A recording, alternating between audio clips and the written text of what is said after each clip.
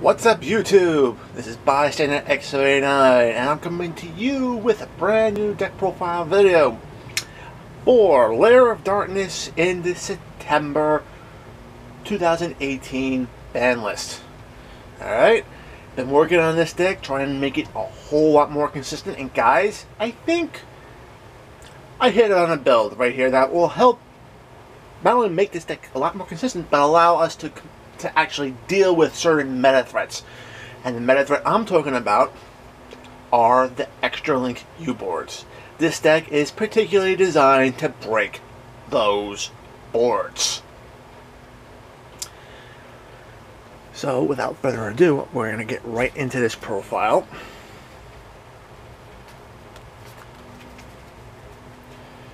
And first, as always, we're going to do 3 copies of Arima the Wicked Warden. Alright, now, Wicked Warden here has a couple effects. First off, you can actually just discard this card from your hand to search your deck for your Lair of Darkness field spell. Okay, and the second thing is that while this card's face up in the field, you can tribute one card and draw a card. Of course, if you tribute something else other than itself, you can then instead search for a monster with a dark attribute monster with up to 2,000 defense. So it helps you think through your deck one way or another. Very handy card, should be one of 3. Alright, of course the next card we're going to have 2 copies of Darkest Diablos, Lord of the Lair. Alright, now the cool thing about Darkest Diablos is that whether it be in your hand or your graveyard, if you tribute in your monsters, your monsters, you can special summon this guy from your hand or your graveyard. He's a 3k beat stick, 2,000 defense. Has another effect where you can distribute a dark attribute monster to basically rip a card out of your opponent's hand, and they either have to put it on top of the deck or the bottom of the deck. Awesome card. Okay, one of the newest additions that I'm running in this deck are 2 copies of Danger Bigfoot. Alright, the primary reason is that it's Dark Attribute, it has 0 defense, it has 3,000 attack, so and it's level 8, so it has a lot of things going for it. Basically, having 2 copies of it, basically you reveal it, put it back in your hand, your opponent then picks 1 card out of your hand. Of course, you have to shuffle your hand before your opponent picks. If they pick right, it goes to the graveyard, but it destroys one of your opponent's monsters. If they pick wrong, you special summon it, and it allows you to draw a card. So there's really no downside to this card, whether it goes to the graveyard or it hits to the field. It goes to the graveyard, you're taking something off your opponent's field. It hits your field, you're basically getting a beat stick and drawing a card. So, awesome tech card to have in this deck. Alright, and then of course I also run 3 copies of Lilith, Lady of Lament.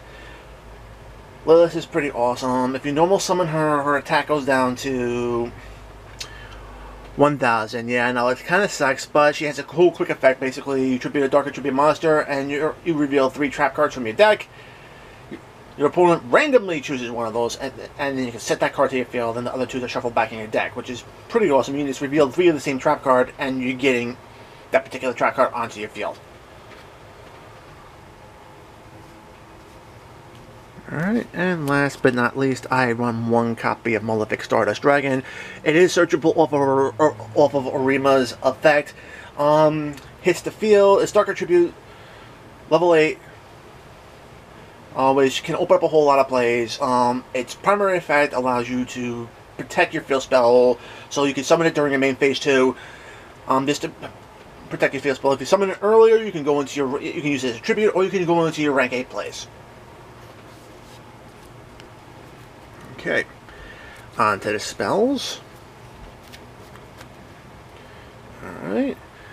2 copies of Call by the Grave because you want to be able to stop your opponent's hand traps.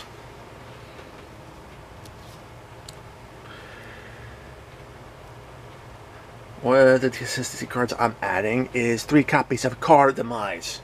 Yeah, there's not the main monsters here, so it's actually pretty good. Draw until you have 3 cards in your hand.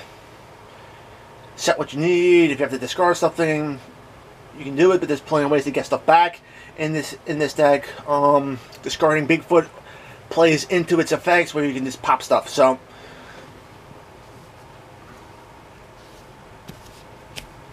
okay. Now the one thing about this deck is that it eats normal summon, so we have to run 3 copies of double summon. Alright? This way we can get multiple copies of Lilith or Arima, or both Lilith and Arima, onto the field so you can actually be able to begin your plays. And there's no drawback to this card. So instead of running an engine, like the Brilliant Fusion engine, you can just get extra normal summon done with one single spell card.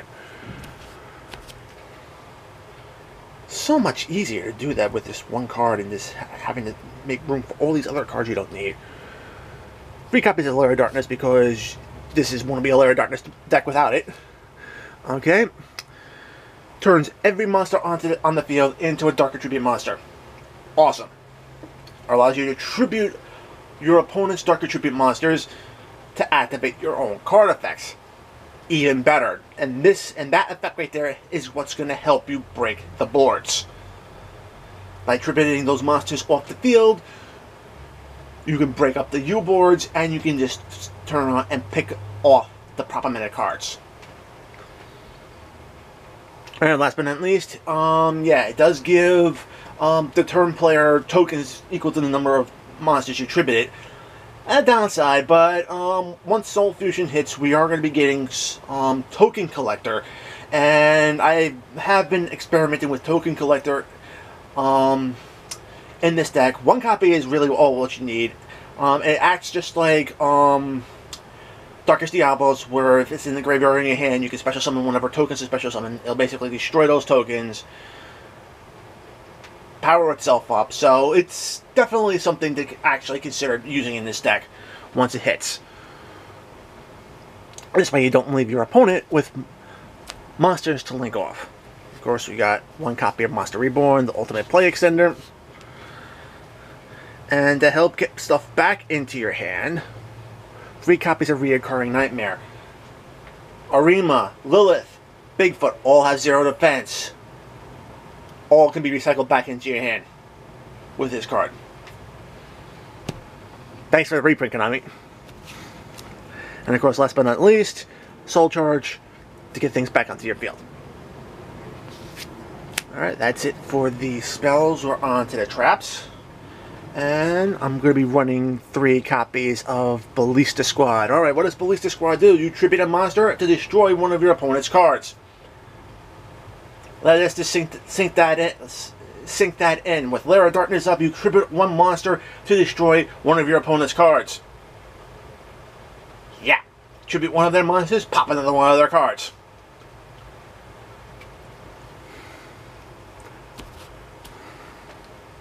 Alright, we have more recursion. I have 2 copies of Call of the Haunted. And of course, I also run 3 copies of Dark Spirit Art Greed. What does this do? You tribute 1 Dark Attribute monster, then you draw 2 cards. Yeah.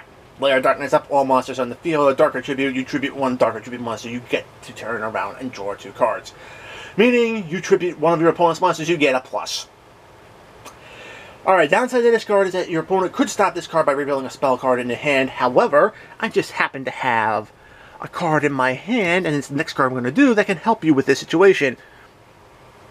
That's right, Eradicator Epidemic Virus. Tribute a Dark Attribute monster with 2,500 or more attack. Call spells. You can safely activate Dark Spirit Art Greed. Of course, running Full Force Virus, multiple targets. You have Malefic Stardust, you have Darkest Diablos. Once we get Token Collector, it'll be a target when Lair is up, so great way to turn around and just rip cards out of your opponent's hand and keep them down for a while. And last but not least, I'm actually running 3 copies of Metaverse, and the reason why is you want to get Metaverse from your deck onto your field ASAP. You got Arima that can do the searching, you got this card to do the searching. Awesome, and Metaverse is searchable by Lilith, so You can just reveal 3 Metaverses with a less effect. Get onto the field, flip it later, and you can get your field spell up. Alright, on to the extra deck. You need a Stardust Dragon to summon Malefic Stardust. So that's in the extra deck. I only run 1. Rank 3 plays, I have Stone King Darius. Is a great way to out Borload and inflict some burn damage on your opponent. And if you want to swing over Borload, you have Nightmare Shark. That's 2 Liliths. Rank 4 plays, got a Cowboy again. End of turn procedures are a thing. Burn your opponent for 800. And of course, I'm also running 1 copy of Evil Swarm Exodon Knight, or Exodon Knight, whatever, however you say it.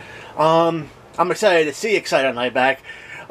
Quick effect that can just blow your field and cause a whole lot of problems to your opponent. And then of course, I have the rank 8 package, which is going to be Galaxy Eye Cypher, Full Armor, and Cypher Blade. Okay? So go into your rank 8 with Galaxy Cypher, go into Full Armor, pop a card, go into Cypher Blade, pop another card.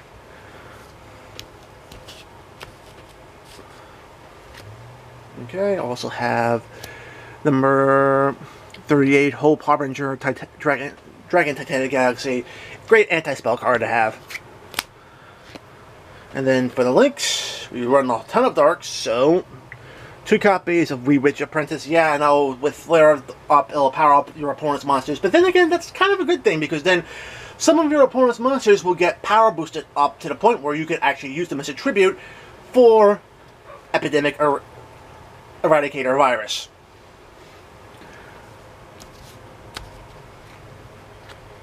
Alright, of course we have Boral Sword, Grand OTK card. You got Borload to make things a little bit more problematic for your opponent. I run Saruja because that extra special summon does help out a lot. And I also have Topological Bomber Dragon. Primary reason why he's in the deck is basically, again, nuking the field, making it very problematic for your opponent to be able to do or build anything on the board.